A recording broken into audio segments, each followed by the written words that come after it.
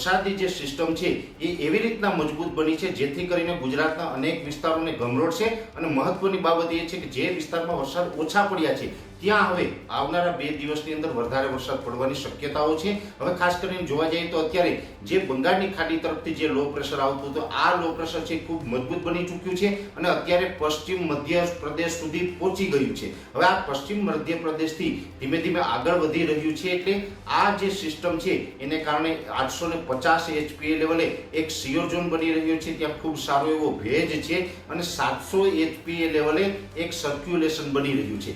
આ સર્ક્યુલેશનને કારણે 28 તારીખ 29 તારીખ એમ 2 દિવસ સુધી અનેક વિસ્તારોની અંદર ભારેથી અતિ ભારે વરસાદની શક્યતાઓ છે, જેની અંદર ખાસ કરીને જોવા જઈએ તો કચ્છના મધ્ય કચ્છ અને પશ્ચિમ જે કચ્છના ભાગો છે એમાં છૂટાછવાયા એકલ દોકલ સેન્ટરમાં કે ઝાપટા પડે, બાકી કચ્છની અંદર બહુ વરસાદની શક્યતાઓ નથી દેખાતી। હા, કચ્છનો જે રાપર તાલુકોની એ સાઈડના વિસ્તારો છે, બન્ની વિસ્તાર હોય, વાગડ વિસ્તાર હોય, એ વિસ્તારોની અંદર મધ્યમથી સારા વરસાદો થઈ શકે છે આવનારા 2 દિવસ દરમિયાન। સૌરાષ્ટ્રની વાત કરવા જઈએ તો સૌરાષ્ટ્રની અંદર પણ મોટા ભાગના વિસ્તારોની અંદર છૂટાછવાયા ઝાપટાઓ હશે। સૌરાષ્ટ્રની અંદર જે વિસ્તારોમાં વરસાદ નથી થયો, જેમાં બોટાદ, ભાવનગરના અમુક વિસ્તારો છે અને સુરેન્દ્રનગર અને મોરબી જેવા વિસ્તારો છે, આ વિસ્તારોની અંદર પણ સારામાં સારો વરસાદ થાય તેવી શક્યતાઓ છે અને એકલ દોકલ સેન્ટરમાં અતિ તીવ્રતા સાથે અતિ ભારે વરસાદ પણ થઈ શકે છે। મોરબી સુરેન્દ્રનગરને પણ કદાચ આ રાઉન્ડ ગમરોડી શકે છે। હવે એ સાથે વાત કરવા જઈએ દક્ષિણ ગુજરાતની તો દક્ષિણ ગુજરાતના સુરત, વલસાડ, નવસારી અને ડાંગ જેવા વિસ્તારની અંદર પણ સારા એવા વરસાદો થશે। જો કે દક્ષિણ ગુજરાતમાં પહેલેથી જ સારા વરસાદ છે અને હજુ આવનારા 2 દિવસ સુધી ખૂબ સારા વરસાદો પડે તેવી શક્યતાઓ છે।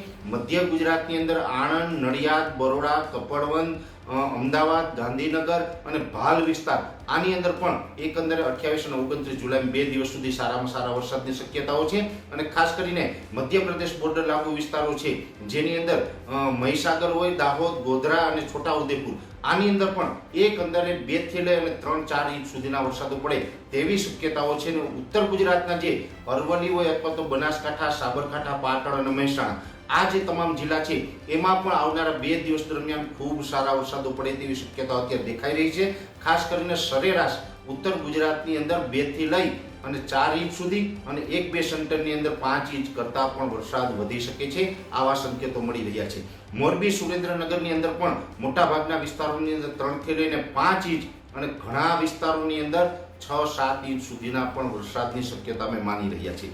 એવી જ રીતે બોટાદ, ભાવનગરની અંદર પણ સારા વરસાદો પડશે અને દક્ષિણ ગુજરાતની અંદર પણ એવી રીતે 4 થી લઈને 5 ઇંચ સુધીના વરસાદો પડશે। એટલે એકંદર જોવા જાય તો ગુજરાતના જે વિસ્તારોમાં વરસાદો નથી અથવા તો ઓછા છે એની અંદર હવે આવનારા 2 દિવસ સારા વરસાદ પડે તેવી શક્યતાઓ છે।